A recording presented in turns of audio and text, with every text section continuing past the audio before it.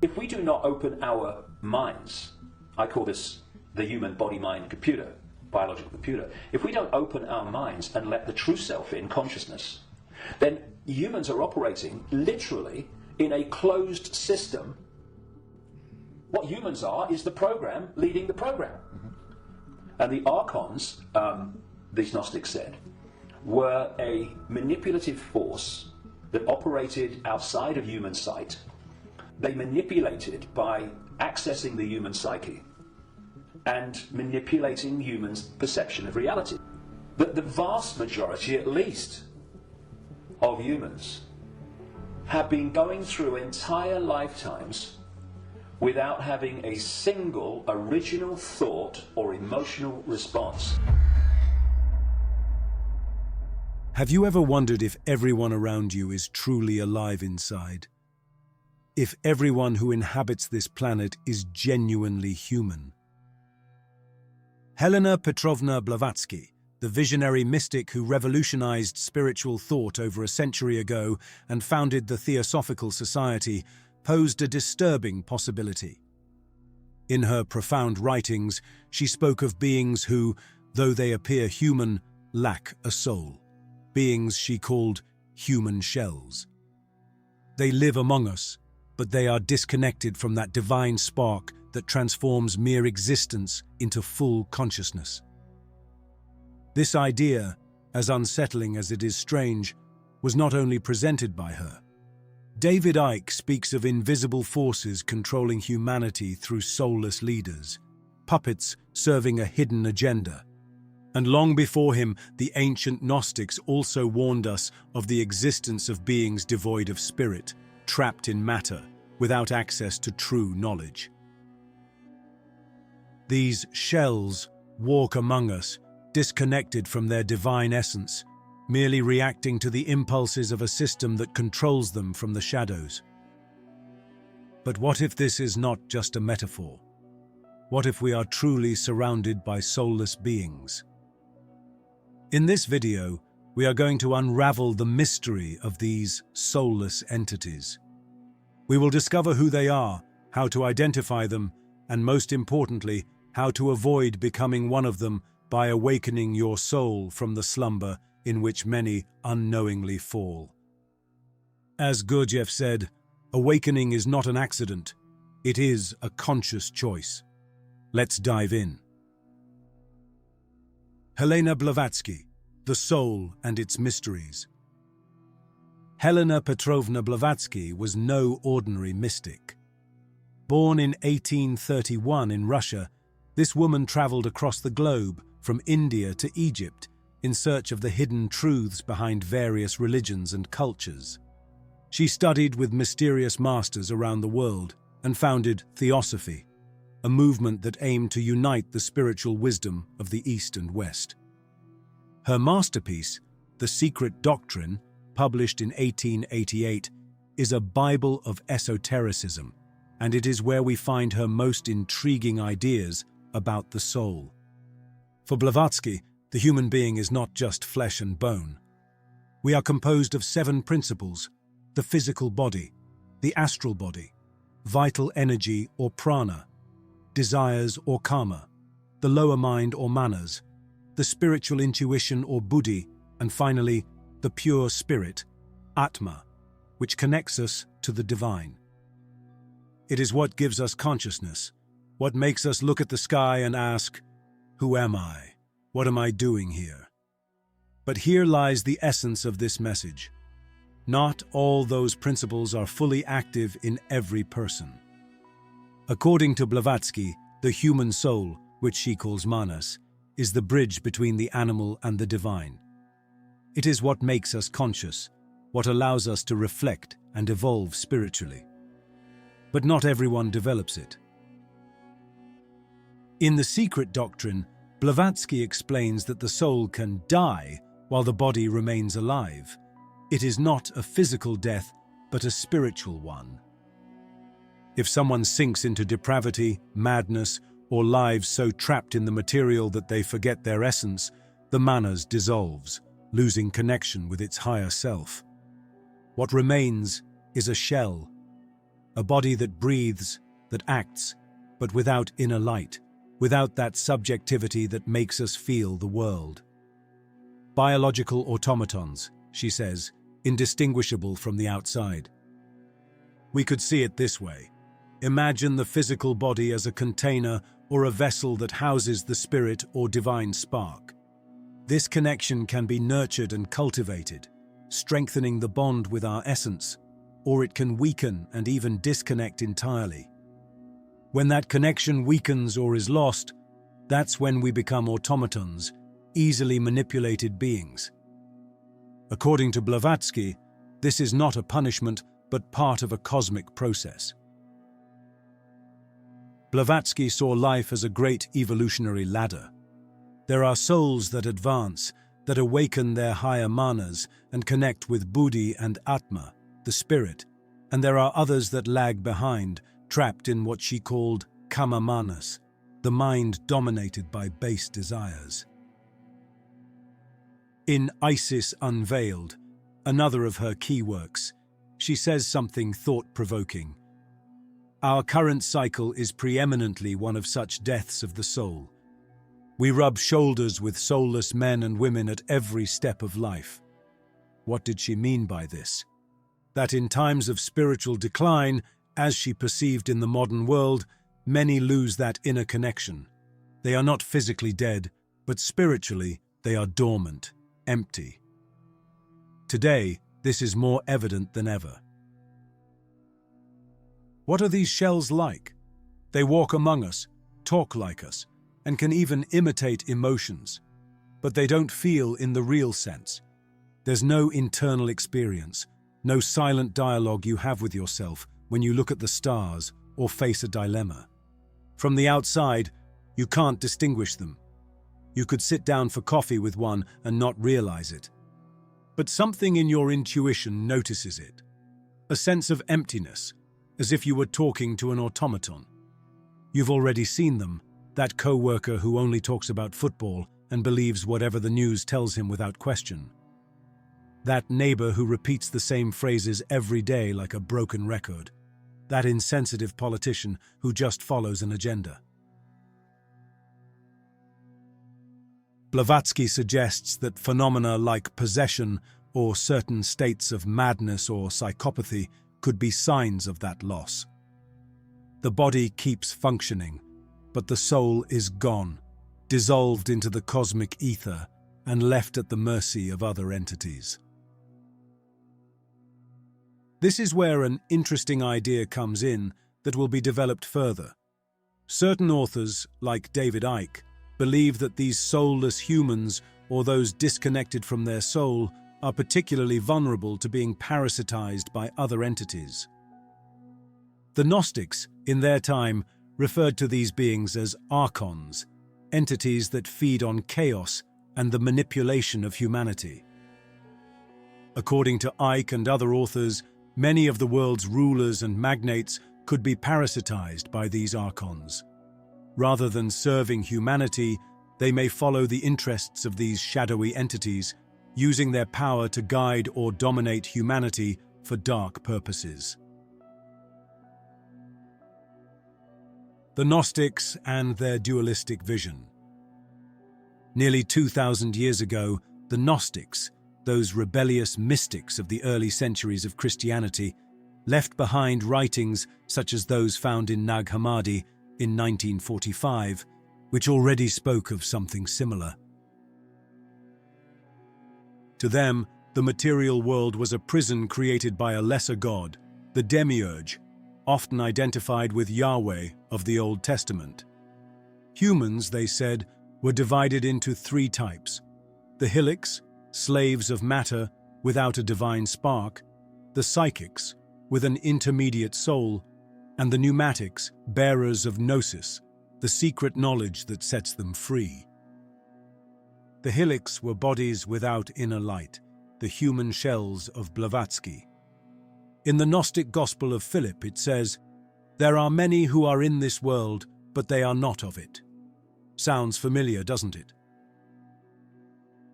For the Gnostics, as for Blavatsky, the soul is not a universal gift. it is a conquest. The demiurge and his archons, beings that govern this world, keep most people in ignorance, like puppets without their own will. Only those who awaken, those who seek gnosis, escape. David Icke, The Power in the Shadows. Now let's jump to the present. David Icke, the controversial British writer, takes this idea to a bolder realm. To him, there are humans who aren't fully human. In books like The Biggest Secret, Icke talks about reptilians, interdimensional beings who control a soulless elite, puppets that look like people but lack their own consciousness. Does this remind you of anything? Icke even cites Gnostic texts, saying that the reptilians are the archons reimagined, keeping humanity trapped in a matrix, a simulation that blinds us to the truth. For him, the soulless are tools of this cosmic agenda, empty of divine spark, programmed to obey. What links the Gnostics, Blavatsky, and David Icke? The certainty that we live in a world of illusions, where consciousness is rare and human shells are the norm. Each says it in their own way, but the message is clear: not everyone is awake. But how do we recognize them in everyday life? Let's put aside books and grand theories for a moment. Look around, at work, on the street, in the mall. The Matrix is a system, Neo. Are among us, camouflaged as ordinary people, colleagues, neighbors, even friends. Who are they? According to Blavatsky, they are those who live automatically, like conditioned reflexes, without the spark of true reflection that defines the soul. They aren't physically dead, but neither are they spiritually alive. If you pay attention, there are signs that give them away: rigid, mechanical movements, as if every gesture were part of a programmed routine. The most revealing trait is their way of speaking and thinking, repeating other people's ideas and phrases as if they were following a script written by someone else. Blavatsky claimed that these shells operate by inertia, trapped in lower desires, or karma, without connection to the higher manas, that part which drives us to question, feel, and create. In connection with this, Corrado Malanga, a contemporary researcher and thinker, offers an interesting description that perfectly illustrates this distinction between those who have a soul and those who do not. According to him, those with a soul are not lovers of rules. They are naturally creative. They don't seek power, and, in essence, they are anarchic. On the other hand, those who strictly follow established paths to climb socially or accumulate material power usually lack a soul. The great powers that have dominated the world, monarchical families, financial magnates, lack that soulful part and therefore have little self-awareness, making them the perfect hosts for parasitic entities.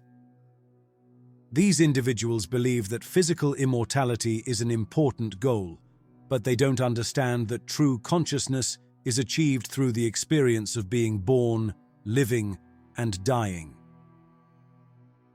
Universal consciousness, which is eternal, created the universe to learn something it did not know: the beginning and the end. Only those who are aware of their soul, mind, and spirit can grasp this profound truth. The soulless depend on rules to define themselves, needing a structure to give them identity, for without it, they don't know who they are. This emptiness drives them to join collectives or movements, from subcultures to organized religions, seeking belonging in a collective consciousness like that of bees or a flock of sheep. The conscious human being, on the other hand, does not need to identify with others' behavior or follow the crowd. They walk alone, knowing their path is unique. At first, their soul may not be fully aware of its purpose, but as it evolves, It understands the vastness of the life and death experience and the true nature of consciousness. Corrado Malanga is known for his studies on human consciousness, paranormal phenomena, and the influence of non-physical entities. Spiritual decline and the predominance of the soulless. Helena Blavatsky viewed the soulless not merely as an anomaly, but as a sign of something much larger. In times of spiritual decline, when materialism suffocates the divine, these human shells proliferate and become the majority. Today, more than a century later, her words seem prophetic. As we observe our surroundings, do we not feel that true consciousness and independent thought are scarce? In The Secret Doctrine, Blavatsky describes great cosmic cycles that mark human evolution. In India, they are called yugas, with the Kali Yuga being the current stage. In its final phases, the spirit withdraws. The predominance of individuals disconnected from their spiritual side, these automaton-like beings, is proof that we have forgotten the sacred and succumbed to materialism, breaking the balance that makes us truly complete human beings. The illusion of freedom and conditioning. Modern science is beginning to validate Blavatsky's insights. Neuroscience studies, such as those by Daniel Kahneman and Benjamin Libet, reveal something enlightening. Up to 95% of our decisions are automatic, driven by habits and neural conditioning. Our actions start in the brain before we register them as intentions. In fact, studies suggest that throughout the day, we have between 60,000 and 80,000 thoughts, of which only about 5% are conscious, while the rest operate subconsciously outside our full awareness. These pathways are shaped by years of social conditioning. Family, school, and media program us.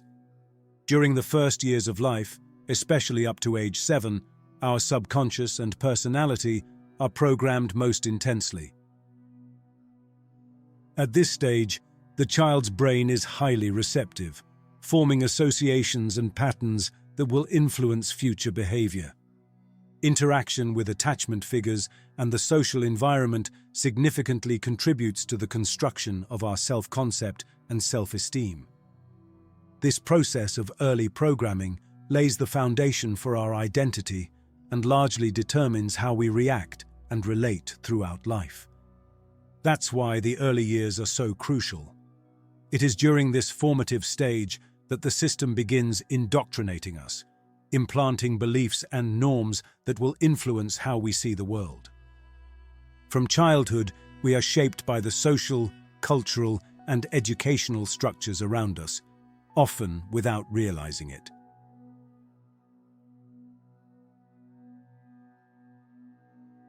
The system that forges shadows. If Blavatsky was right, and the soulless are among us, the question arises, how did we get here? The answer lies in the system we breathe from the moment we are born: education, media, politics. These are not just tools for social organization, but machines that mold minds, that create automatons. Blavatsky saw this as early as the 19th century. Today's world not only tolerates the soulless, it creates them. Now it's crystal clear. We are trapped in a web of social programming that pushes us to obey, not to think. The process begins in childhood. Education doesn't seek to awaken souls, but to tame them. They sit us in rows, give us rules, tell us what to memorize, what to repeat. Conformity and obedience are rewarded, not doubt. It's as if the Gnostic demiurge had delegated its work to human institutions, to keep humanity asleep, without active consciousness. Today, the illusion of Maya materializes on screens, in advertisements, and notifications. Real power, however, is exercised in the shadows, out of your sight.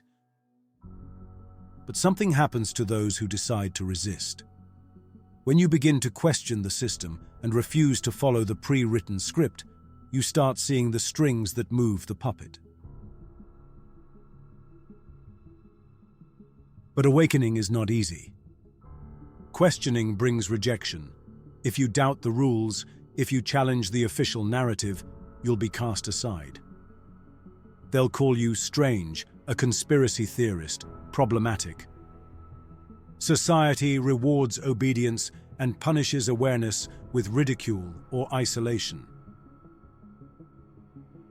But that's just the first step in the awakening process.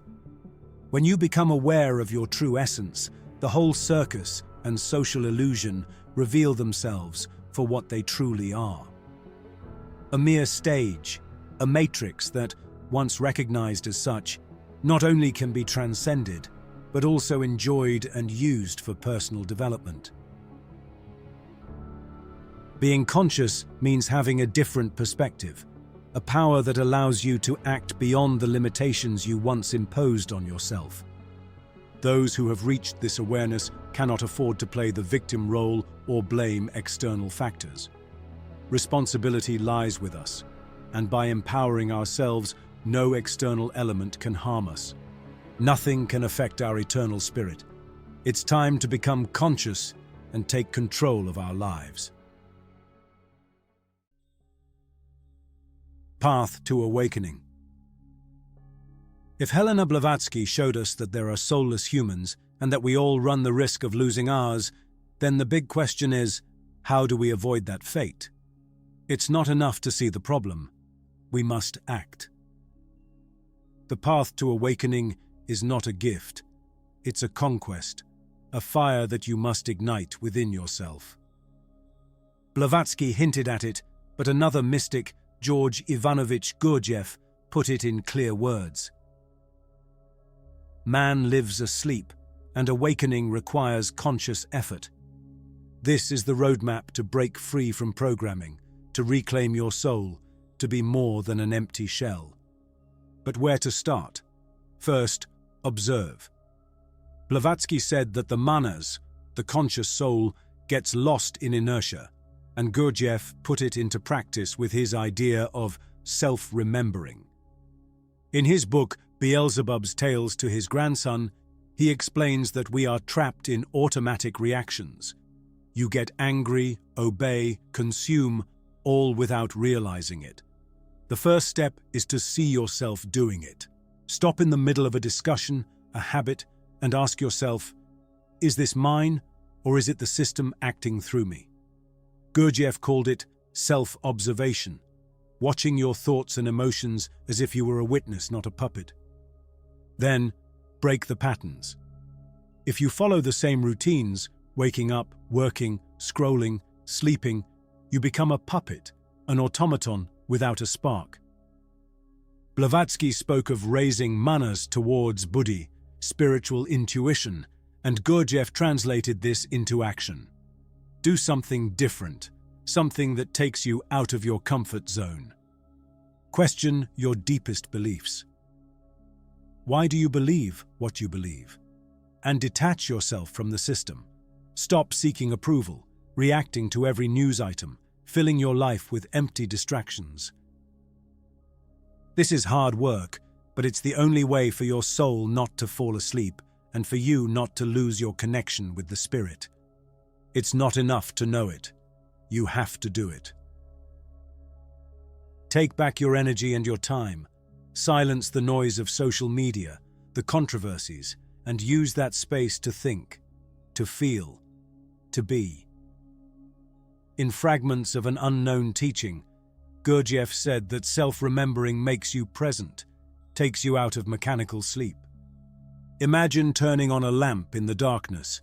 That is awakening, but it requires you to flip the switch. The system doesn't want you awake. Blavatsky saw it as an involutionary force, a veil that seduces with comfort. Gurdjieff called it the collective sleep. It offers you stability, entertainment, belonging, all to keep you from looking within. It's a trap. The more comfortable you are, the easier it is to stay asleep. Resisting is swimming against the current, but it's the only way not to become just another empty shell. So the real question we should be asking ourselves is, are we cultivating our soul, or are we so caught up in the material world that we risk losing our connection? Like Gurdjieff, Blavatsky believed that personal development is a constant effort, our cosmic task. If we don't evolve, we fall behind. The path to awakening is yours. Observe, break, create, improvise. Blavatsky and Gurdjieff give you the tools. Now it's up to you to use them. That's it for today's video. Thank you for watching until the end. I hope you found this information useful and enriching. See you soon.